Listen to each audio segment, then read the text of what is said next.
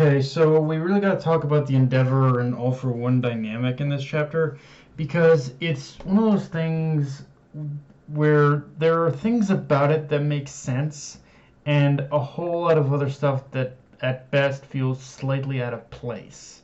Like, for example, with how much of a meticulous and psychological schemer All for One can be, I believe every inch that he would know exactly how to get inside Endeavor's head and just the right choice of words he would need to say in order to rile him up. Yet, by that very same token, it feels like Endeavour got provoked a little too easily. And it's not that I believe Endeavour wouldn't give in to provocation, especially the kind of provocation All for One was dishing out, but and especially after everything he's done. But at the same time, with all the development that Endeavour has gone through as a character, it does feel weirdly out of step. Just out of step that he would just allow himself to fall into All for One's obvious like provocation and trap. Like it's one of those weird things that does make sense, knowing all the guilt he's lived with and even his reaction to hearing All for One's remarks about what he did to Toya after finding him. All that is understandable given what we know. Yet at the same time, in a broader strokes, and when you dissect the like structure of how the scene plays out, something just isn't adding up. And I hate to sound like a broken record, but I can only assume again it's again just the pace the series is currently going at just makes it feel like, I don't know, unnatural. Like it makes feel a little unnatural. Like again, it's one of those weird things where the way it's presented feels both in line with Endeavor's character, but also out of step with his development. I don't know what other way I can describe it to you guys, except it's just it's kind of a frustrating thing that I don't know how to categorize, honestly. With all that being said, however, I absolutely jumped out of my fucking chair screaming when Jiro and Tokoyami showed up. And it's one of those things where obviously I've got no reasons to believe that they can defeat All for One, but seeing them come in and save Hawks in that split-second moment before All for One's attack just felt so great. And I do like how Tokoyami's little lecture to Hawks is basically the same one that is very similar to the one that from Shoto gave to Endeavour, while also paying off everything Tokoyami learned from Hawks as well. Like if Hawks actually, like as Tokoyami basically says, if Hawks actually respects Tokoyami in the way we've seen that we've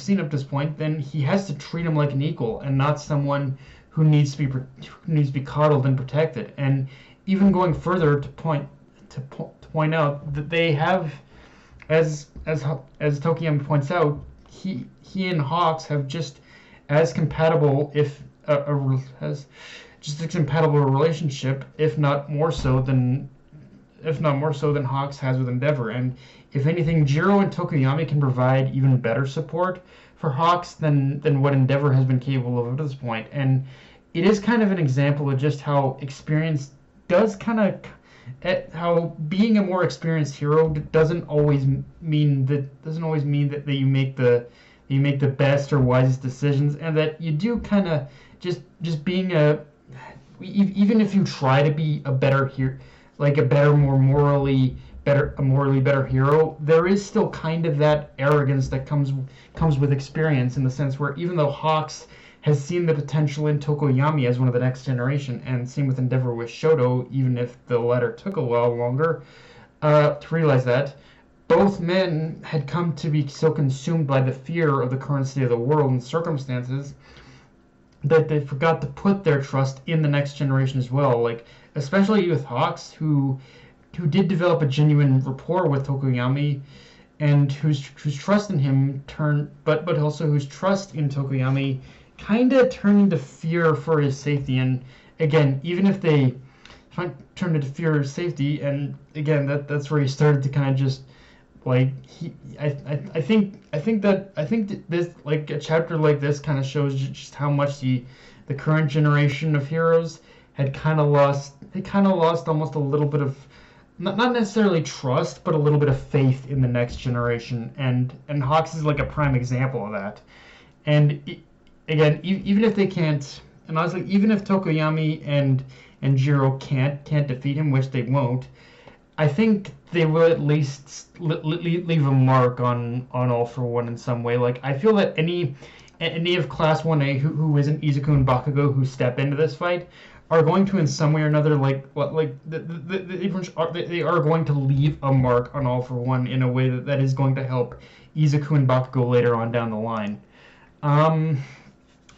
And yeah, that aside, there's not really all that much more to talk about outside of the usual diatribe that I think a lot of my problems with this chapter and the series in general have to do with the pacing. And I'm gonna go a little more in depth with this once we get to the final chapter of the manga, but I do have to say, My Hero Academia really did become a series of wasted potential, and obviously it ultimately does fall in the manga to work around any sort of hitches in their original plan or any roadblocks that they have to deal with during the run of a manga. But it's becoming, My Hero Academia is a series that's becoming more and more of a giant what if question to me. Like, all of it focused around what could have been had Japan not had such a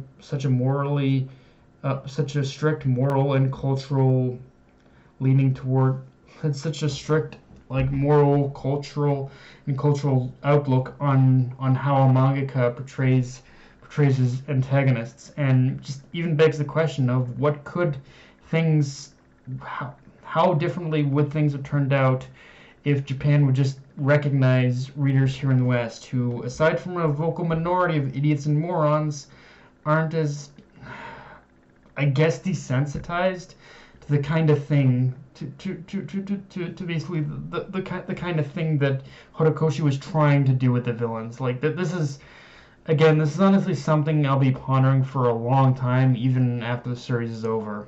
But yeah, guys, that's pretty much all I got for this review. If you enjoyed the video, like, comment, subscribe. Follow me on Twitter, Crunchyroll. Be sure to notification bell, hit the subscribe button, and just share the video around, guys. Dark Knight MMA, signing off. Later, everyone.